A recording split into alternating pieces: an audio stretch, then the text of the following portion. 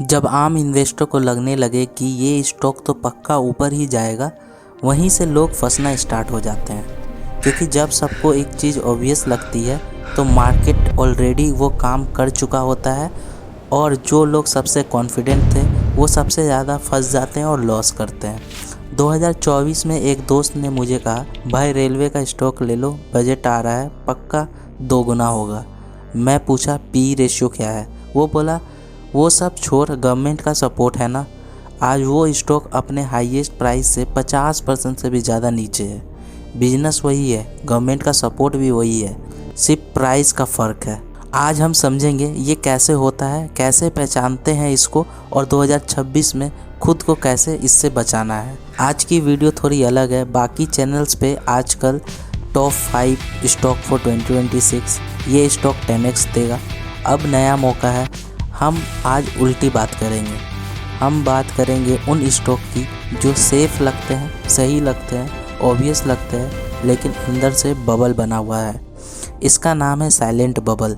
आज की वीडियो में सबसे पहले हम लोग बात करेंगे साइलेंट बबल क्या होता है, फिर दूसरी बात करेंगे कैसे एक आम इन्वेस्टर का पैसा स्टॉक मार्केट में फंसता है, फिर तीसरी जो बात करेंगे 4 रियल इंडियन सेक्टर में बताऊंगा आप लोग को जिसमें ये बबल दिख रहा है, यानी कि काफ़ी ज़्यादा अपने औकात से बढ़ गया है उसका प्राइस, बट अभी भी लोग उसे खरीद रहे हैं। कोई भी स्टॉक खरीदने से पहले 2026 में क्या चीज़ करना है वो भी मैं बताऊंगा। तो सबसे पहले साइलेंट बबल क्या होता है इसे समझ लो। देखो, बबल नाम तो आप लोगों ने सुना ही होगा।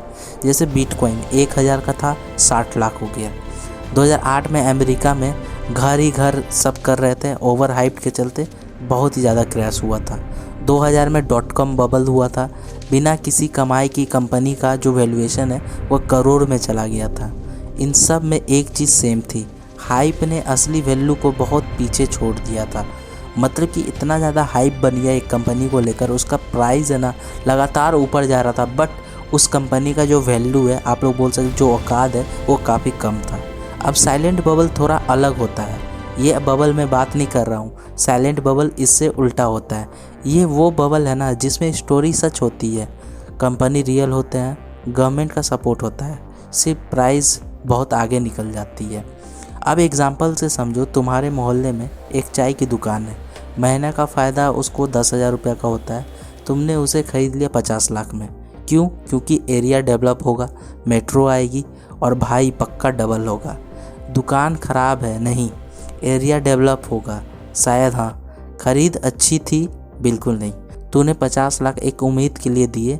स्टॉक मार्केट यही होता है, कंपनी अच्छी होती है, प्राइस ज़्यादा होती है, और जब प्राइस आगे है और रियलिटी पीछे, किसी ना किसी दिन दोनों मिलते हैं और वो दिन बहुत दर्दनाक होता है। सिंपल सा मतलब कि आप लोग जो 10,000 रुपया महीना खरीदता है उसे 50 लाख रुपया दे रहे हो, और आप बहुत ही ज़्यादा सोचते हो कंपनी में ये होगा वो होगा, इसका वैल्यूएशन वहाँ चल जाएगा, प्राइस 3 गुना 4 गुना हो जाएगा। तो पहला बात था साइलेंट बबल, जो आपको मैंने समझा दिया। सेकेंड चीज़ है कैसे रिटेल जो है वो स्टॉक मार्केट में फंसते हैं। देखो, 2020 के बाद ना इंडिया में कुछ बड़ा बदलाव आया है। Zerodha, grow, Upstox suddenly stock market में आम आदमी के हाथ में आ गया। ये बहुत अच्छी बात है, सभी लोग स्टॉक मार्केट में इन्वेस्ट कर रहे हैं, म्यूचुअल फंड में इन्वेस्ट कर रहे हैं, करोड़ों लोग कर रहे हैं। पहले एक वीडियो बनती है उस टाइम, आप लोग बोल सकते हो अभी भी बनती है, जैसे कि रेलवे स्टॉक बूम करेगा, फिर एल्गोरिदम ने रिकमेंड की दूसरी वीडियो, फिर 3 और 4, इसी तरह आपको बहुत सारे उस रिलेटेड वीडियो आते हैं। उससे आपको लगता क्या है, तो सही में भाई रेलवे स्टॉक के बारे में बहुत ही ज़्यादा वीडियो बन रहा है। फिर फिन इन्फ्लुएंसर करते क्या है कि व्हाट्सअप ग्रुप बनाकर वहाँ पर डालते हैं कि रेलवे स्टॉक भाग जाएगा, टीवी चैनल्स पे। फिर अंकल जी ने भी बोला बेटा ये ले लो, गारंटी है। फिर तूने फोमो में ले लिया, और उस वक्त जो स्मार्ट लोग हैं ना वो ऑलरेडी उस स्टॉक से बेच कर निकल चुके होते हैं, वो रेलवे स्टॉक में प्रॉफिट बुक करके निकल चुके होते हैं। ये होता है हाइप का साइकिल में। रिटेल इन्वेस्टर सबसे लास्ट में आता है, सबसे ऊंची प्राइस पे ख़रीदता है और फिर रोता है। ये कोई इंसल्ट नहीं है, ये एक सिस्टम का डिज़ाइन है, और ये तब तक चलेगा जब तक आप समझेंगे नहीं। देखो, सिंपल सा स्टोरी और सच में ना बहुत ज़्यादा फ़र्क होता है। स्टोरी देखो इस टाइम जो हमारे इंडिया में चल रही है, और एक कॉन्सेप्ट याद रखो, स्टोरी अलग होती है और सच अलग होता है। स्टोरी देखो हमारे इंडिया में इस टाइम चल रही है, इंडिया का जो रेलवे बजट है वो 2.5 लाख करोड़ का है। सच है, बजट मतलब पैसा कंपनी के अकाउंट में नहीं गया है, ये सिर्फ बजट है। सेकेंड स्टोरी है HAL, हिंदुस्तान एरोनॉटिक्स लिमिटेड के पास 1 लाख करोड़ का ऑर्डर है। सच क्या है, ऑर्डर आना और डिलीवरी करना और मार्जिन बनाना ये 3 अलग चीज़ होते हैं। सिर्फ ऑर्डर बुक मत देखो कि इस कंपनी का 1 लाख ऑर्डर बुक है तो ये कंपनी अच्छी करेगी। उसका ऑर्डर आना, डिलीवरी करना, कितने जल्दी वो डिलीवरी कर रही है, मार्जिन कितना आ रहा है, ये सब कुछ देखना होता है। और जो थर्ड है, इसके बारे में तो हर जगह सुनते हो, AI इंडिया का फ्यूचर है। सच क्या है, कुछ AI स्टॉक 2025 में 200% चढ़े, फिर उसी साल 50 से 60% गिर गया। लॉन्ग टर्म में स्टोरी सच हो सकती, लेकिन अगर तूने हाई प्राइस पे ही खरीदा तो सही स्टोरी से भी ना पैसा डूब सकता है। सही ट्रेन है बट जो टिकट प्राइस है ना वो गलत है, तब भी लॉस होगा आपका। अब आते हैं इस वीडियो की मेन पार्ट पर। कौन से ऐसे 4 स्टॉक है जहां ये बबल बन रही है, अभी दिख रहा है। सबसे पहला जो मैं बता रहा हूँ वो है डिफेंस के स्टॉक्स। देखो, पहले ही मैं आपको एक बात क्लियर कर दूँ, ये वीडियो सिर्फ एडुकेशन पर्पज़ के लिए। मैं जो भी स्टॉक का नाम ले रहा हूँ सिर्फ एडुकेशन पर्पज़ के लिए। अगर आप बाय या सेल करते हैं तो सिर्फ अपने रिस्क पे करें और एक बार अपने फाइनेंशियल एडवाइजर से ज़रूर सलाह ले लें। हो सकता है मैं गलत भी हो सकता हूँ, मैं बार बार बोल रहा हूँ, बट जो चल रहा है, जो हो रहा है वो मैं आपको सच बताऊँगा। मेरा कोई भी मतलब नहीं है कि कोई भी कंपनी के बारे में बुरा बोलना या अच्छा बोलना। जो हो रहा है मैं वही बोलूँगा। देखो, डिफेंस स्टॉक HAL, BLD यानी कि Bharat electronics, BDL, Mazagon dock, story बिल्कुल सॉलिड है, कोई इसमें गड़बड़ की बात नहीं है। बट हमारे देश में ना बॉर्डर टेंशन है। गवर्नमेंट खुद बोल रही है कि इंडिया में बनाओ, बाहर से मत खरीदो। ऑर्डर आ रहे हैं 79,000 करोड़ से लेके 1 लाख करोड़ तक के प्रोजेक्ट अप्रूव हो रहे हैं। तो प्रॉब्लम क्या है, 2021 में जो HAL का PE था ना वो 15 से 20 के बीच में चल रहा था। यानी कि HAL को खरीदने के लिए 15 रुपये आप दे रहे हो HAL में 1 रुपया कमाने के लिए। ठीक है, 2024 में क्या हुआ, 40 से 50 रुपया आप लोग दे रहे थे और 60 तक भी PE चल गया था। मतलब कि 60 रुपया दे रहे हो 1 रुपया कमाने के लिए HOL में, हिंदुस्तान एरोनॉटिक्स लिमिटेड में। मतलब इन्वेस्टर ने 1 रुपये कमाई के लिए 50 से 60 रुपये दे दिए, ये सोच के कमाई और डबल होगी और डबल होगी। अगर आप लोग 2026 में HAL का PE देखेंगे ना तो 30 का चल रहा है, यानी कम तो हुआ है। बट अगर आपको मैं बोलूँ 30 रुपया देकर 1 रुपया कमा रहे हो तो अभी तो फिर भी ठीक है। बट इसमें देखना क्या ज़रूरी है आपको। देखो, सबसे पहले मैं बता दूं, जैसे मैंने कहा, ऑर्डर बुक और डिलीवरी और मार्जिन में बहुत फ़र्क होता है। कंपनी वही है, आर्मी भी वही है, ऑर्डर बुक भी वही है, सिर्फ प्राइस गलत थी। मतलब कि आप लोग सिंपल सोचो, अगर प्राइस आपको ठीक ठाक मिल रहा है तो कंपनी अच्छी है, PE आपको जितना कम मिले कंपनी अच्छी है। अब जो सेकेंड सेक्टर है वो है रेलवे। IRFC का जो इंडियन रेलवे फाइनेंस कॉरपोरेशन है, बोरिंग नाम है, नॉन बोरिंग कहानी भी है। देखो, 2022 में इसका प्राइस पता है 25 रुपये के पास चल रहा था इसका शेयर प्राइस। 2024 में ये पीक पर गई और 229 रुपये का चला गया। 229, 25 से 229, ऑलमोस्ट 10 गुना हो गया, 10x सिर्फ 2 साल में। ये काम क्या करती है, ये कंपनी सीधा बोलूँ तो रेलवे को लोन देती है, गवर्नमेंट बैक्ड है, गारंटी इनकम है, एक तरह से सेफ भी है। तो फिर क्या हुआ, आज का प्राइस आप लोग देखोगे ना तो ये 97 के आसपास ट्रेड कर रहा है, 90 से 100 रुपया के आसपास। पिक से जितना वो भागा था 57% नीचे है। फ्रॉड हुआ इसमें क्या, कुछ फ्रॉड नहीं हुआ। स्कैम हुआ, कुछ नहीं हुआ। बिजनेस बंद हो गई, नहीं, सिर्फ प्राइस बहुत आगे निकल गई थी और असली वैल्यू से। और जो लोग 200 पे खरीद के बैठे थे उनका बिजनेस ने नहीं धोखा दिया, प्राइस ने धोखा दिया। फिर हम लोग जो थर्ड सेक्टर के बारे में बात करेंगे वो है PSU। 2023-24 का सबसे बड़ा ट्रेंड PSU आ रहे हैं, गवर्नमेंट के हाथ में है, रिस्क नहीं है। PSU बैंक का जो इंडेक्स एक साल में ना 29% के ऊपर चला गया। रेलवे PSU 3x 4x कुछ तो 5x भी चलेगा। डिफेंस PSU आप लोग ऑलरेडी बात कर चुके हैं हम लोग इसके बारे में, और लोग कहने लगे भाई गवर्नमेंट के खिलाफ मत जाओ, ये तो नया इंडिया है, PSU हमेशा बढ़ेगा। फिर क्या हुआ, 2025 में छोटी और मीडियम कंपनी एवरेज में नीचे गई।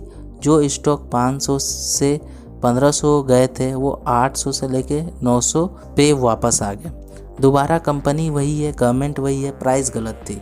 ग्रेविटी को कोई नहीं रोक सकता, ना नैरेटिव, ना गवर्नमेंट, ना कोई भी। फोर्थ जो सेक्टर है वो एआई और डिजिटल इंडिया। अब आ जाओ 2025-26 के सबसे बड़े ट्रेंड के बबल पे, एआई और डेटा सेंटर। स्टोरी एकदम मस्त है। इंडिया में डेटा सेंटर बनेंगे, एआई वर्कलोड के लिए सर्वर चाहिए, करोड़ का बिजनेस है। नेटवेब टेक्नोलॉजी 6 महीने में 200% से भी ज़्यादा ऊपर गया। अनंतराज डाटा सेंटर में काफ़ी बड़ा प्ले कर सकता है। E2E नेटवर्क क्लाउड इंफ्रास्ट्रक्चर के लिए है। इन्वेस्टर ने खूब खरीदा। फिर एक दिन ग्लोबल एआई स्टॉक पे थोड़ी सेलिंग आई और ये तमाम स्टॉक एक ही हफ्ते में 13 से 20% नीचे गिर गए। बिजनेस वही था, एआई वही था, डेटा सेंटर वही थे, सिर्फ प्राइस आगे थी। और 2026 में एनालिस्ट ये बोल रहे हैं अगर दुनिया भर में एआई का जोश ठंडा हुआ तो ये स्टॉक और नीचे जा सकती है। मतलब स्टोरी सही भी हो सकती है लेकिन टाइमिंग और प्राइस गलत भी हो सकती है। अब सबसे बड़ा सवाल आता है, स्मार्ट इन्वेस्टर कैसे बचते हैं? कैसे बहुत जो चालाक लोग होते हैं वो ये सब बबल से कैसे बचते हैं? अब एक ऑनेस्ट बात, ये वीडियो देख के तूने सोचा होगा तो क्या इन्वेस्ट ही ना करूं? नहीं यार, बिल्कुल गलत समझे। हम यहाँ इन्वेस्टमेंट रोक नहीं रहे हैं, हम आपको बेवकूफ़ बनने से रोक रहे हैं। स्मार्ट इन्वेस्टर 3 चीज़ें करते हैं जो बाकी नहीं करते हैं। पहली चीज़ पी रेशियो देखते हैं। पी मतलब 1 रुपये कमाई के लिए तूने कितना पे किया। अगर कंपनी का पी सेक्टर एवरेज से दुगना है तो ये रेड फ्लैग है। सीधा सवाल खुद से पूछो, ये कंपनी इतनी खास है कि डबल प्राइस पे खरीदूं? अगर जवाब कॉन्फिडेंट नहीं है तो मत खरीदना। जैसे कि आप लोग अगर कोई बैंक देख रहे हो, मान के चलो कोई भी बैंक XYZ बैंक है, उसका पी 15 रुपया चल रहा है और उसका जो सेक्टर है, बैंक का जो सेक्टर है वो चल रहा है, उसका पी चल रहा है आप लोग बोल सकते हो 5 रुपया या 6 का। तो 6 से ज़्यादा वो स्टॉक का पी चल रहा है, इसका मतलब दुगना ट्रेंड कर रहा है। तो क्या आप लोग सोचो, आप उस सेक्टर का जो पी चल रहा है उसका दुगना पैसा उस कंपनी में देने के लिए रेडी हो? अगर कॉन्फिडेंट हो तो हाँ, अगर नहीं तो मत खरीदना। दूसरी चीज़ जो स्मार्ट इन्वेस्टर को अलग रखती है, ऑब्वियस विनर से दूर रहते हैं। जब हर यूट्यूब वीडियो एक ही स्टॉक बोल रही हो, जब हर व्हाट्सएप ग्रुप एक ही नाम ले रहा हो, जब टीवी पे बार बार आपको एक ही सेक्टर दिखाया गया हो, तब समझो रिटेल क्राउड आ चुका है। और जब रिटेल क्राउड आता है ना तो स्मार्ट मनी पहले से ही बेचकर जा चुके होते हैं। तीसरी चीज़ आपको क्या करनी है, अगर स्टोरी फेल हो गई तो ये सवाल पूछते हैं। देखो, रेलवे बजट कट हो गया तो, डिफेंस ऑर्डर्स 2 साल में डिले हो गए तो, एआई बबल ग्लोबली फूट गया तो क्या स्टॉक फिर भी ठीक रहेगा? अगर जवाब नहीं है तो वो इन्वेस्टमेंट नहीं है, वो स्पेकुलेशन है। अगर स्पेकुलेशन बुरा नहीं होता, बस समझ के करो। 2026 के लिए आपका क्या चेकलिस्ट रहने वाला है? चलो एक सिंपल चेकलिस्ट बना देता हूँ। कोई भी स्टॉक खरीदने से पहले ये 5 सवाल जरूर पूछना। सबसे पहला सवाल, पी रेशियो सेक्टर एवरेज से कितना ज़्यादा है? दोगुना से ज़्यादा है तो रुको और सोचो उसके बारे में। सेकंड सवाल अपने आप से पूछना है, स्टॉक कितना बड़ा था और अर्निंग कितनी बड़ी थी? स्टॉक 150% बढ़ा, अर्निंग सिर्फ 20% बढ़ी, मतलब बाकी जो 130% बढ़ा सिर्फ हवा में बढ़ा, सिर्फ हाइप में बढ़ा हुआ है। थर्ड सवाल आपको पूछना है, ये स्टॉक 5 साल से था, अभी क्यों सब खरीद रहे हैं? न्यूज़ ड्राइवन है, ट्रेंड ड्राइवन है, या जनरली कुछ बदला है कंपनी में? फोर्थ सवाल जो आपको पूछना है, बड़े लोग क्या कर रहे हैं? प्रोमोटर्स अपना हिस्सा बेच रहे हैं, बड़े इन्वेस्टर निकाल रहे हैं? अगर हाँ तो क्या सिग्नल है? फिर 5वां सवाल अपने आप से पूछना है, अगर मैं गलत हूँ तो कितना डूबूंगा? 10%? ठीक है। 50 से 60%? क्या अफोर्ड कर सकते हो? तो ये 5 सवाल आप लोग अपने मन में ज़रूर पूछना। मैं सीधी बात बोलना चाहता हूँ दोस्तों, देखो ये एक लास्ट चीज़ है, मैं ये नहीं बोल रहा कि डिफेंस ख़राब है, रेलवे का फ्यूचर नहीं है, PSU में भी इन्वेस्ट मत करो, AI फेक है। मैं ये बोल रहा हूँ सही कंपनी भी गलत प्राइस पे खरीदने से लॉस होता है। 2026 मार्केट में बहुत शोर है, हर तरफ कोई ना कोई स्टॉक रिकमेंड कर रहा है, फोमो रियल है, प्रेशर रियल है। उस वक्त 1 सेकेंड रुको, अपना चेकलिस्ट बनाओ, नंबर देखो, सिर्फ स्टोरी मत सुनो, क्योंकि जब लोग बोल रहे होते हैं ना ये तो पक्का ऊपर ही जाएगा, तब वहीं से आप लोग फंस चुके हो। अगर ये वीडियो आपको हेल्पफुल लगी, लाइक शेयर सब्सक्राइब कर देना, शेयर कर देना दोस्त और फैमिली मेम्बर्स पे, और इसी तरह का वीडियो के लिए आप लोग कमेंट करके बताना। और एक चीज़ और कमेंट करके बताओ, क्या तुम्हारे पास कोई ऐसा स्टॉक है जिसको अब तुम दोबारा सोचोगे खरीदने के लिए? तब तक इन्वेस्ट वाइजली, सोच के चलो। जय हिंद, जय भारत, जय जय श्री राम।